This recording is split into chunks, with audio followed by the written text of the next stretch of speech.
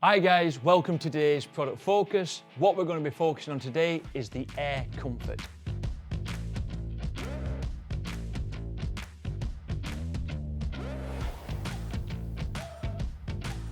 The air comfort is a data logger. It's a Bluetooth data logger. Put the battery in the bottom, you get this new hanging clip, what looks pretty cool. Hang it in the middle of your grow area and it will feed to your phone, to the app. When you walk into the room, remember it's Bluetooth, not Wi-Fi, so you'll only get the data when you walk into the room. Download the app, it will push everything to the app, and then you can look at what the environment's doing. It's a very cost-effective little data logger. It's not precise, but it will give you an idea of what the humidity and the temperature is within the room, and then you can see the big fluctuations within the environment, dial it in before you start adding more and more nutrients, before you start adding boosters or buying the best lights.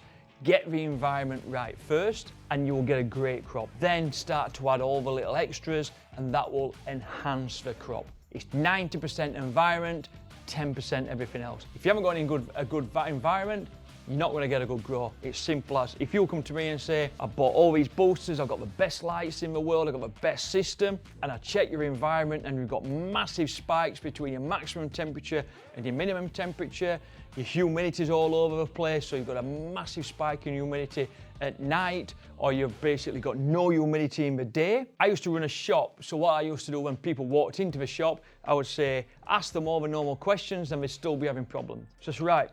Take a data logger away, bring it back at the end of a week. So we take the data logger away, bring it back, I'd download it to my phone and I'd have a look at the environment. And I would guarantee it was the environment was at fault. I wasn't gonna sell them a booster or any kind of these magic potions.